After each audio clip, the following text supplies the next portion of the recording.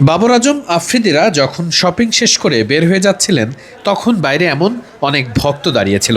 Mobile ফোনটা হাতে নিয়ে তারা একটা ছবি তুলতে ব্যস্ত। দারুণ দক্ষতায় তখন বিসিবির লিয়াজো অফিসাররা তাদের শপিং মলের ভেতর থেকে টিম বাসের মধ্যে নিয়ে যান। একটু আগের ঘটনায় চোখ রাখা যাক। তখন সালমান আলী আঘা অনেকটা ক্লান্ত হয়ে বসে আছেন শপিং মলের ওই দোকানের মধ্যে। ক্লান্ত হওয়াটাই স্বাভাবিক, কারণ প্রায় 2 ঘন্টা হয়ে গেছে তারা সবাই শপিং করতে ব্যস্ত। বাইরে দাঁড়িয়ে থাকা অনেক দর্শকের চোখে মুখে তখন একটাই প্রশ্ন, পাকিস্তানি ক্রিকেটারদের কাছে এত কেন জনপ্রিয় বাংলাদেশের পোশাক আর অন্যান্য দ্রব্যাদি, যেগুলো তারা কিনছেন ওই শপিং সেন্টারের ভেতরে দাঁড়িয়ে। অনেকেই খুব স্বাভাবিকভাবেই এই মুহূর্তটাকে ফ্রেমবন্দি করছেন যার যার মোবাইল ফোনে। বাংলাদেশের পোশাকের কদর সারা বিশ্বেই, শুধু পাকিস্তানের ক্রিকেটারই নন, বাংলাদেশে আসা বিদেশি দলের সব ক্রিকেটাররাই এমন বাংলাদেশি পোশাক কিনে নিয়ে যান বাংলাদেশের বিভিন্ন শপিং মল থেকে। এটা আসলে অনেক বড় একটা গর্বের বিষয়, কারণ আমাদের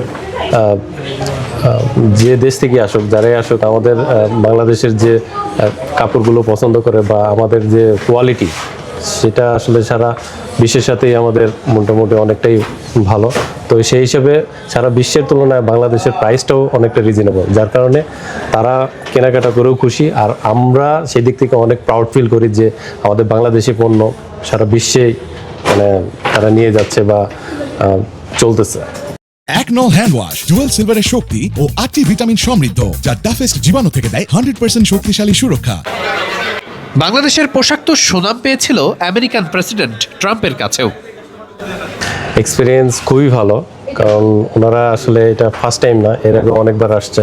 তো শুধু পাকিস্তান না, এরকম অন্য দেশ থেকে যে খেলোয়াড় বা বিভিন্ন ইম্পর্টেন্ট ভিআইপি পার্সনগুলো ম্যাক্সিমাম টাইম আমাদের আর্টিসানে আসে। পাশাপাশি আমাদের এই টাইপের যে শপগুলো আছে, আরং, লারিফ বা বিভিন্ন শপ আছে, সেখানেও যায়। পাশাপাশি আমাদের আর্টিসানে এসে ওনারা মানে যতটা শপিং করেছে, আলহামদুলিল্লাহ আমাদের খুবই মানে এক্সাইটেড আমরা ওনার জন্য। পাশাপাশি ফ্যামিলি সবার জন্য, ওনার ছেলে মেয়ে বা রিলেটিভ যারা আছে তাদের সবার জন্যই মোটামুটি কেনাকাটা করেছেন।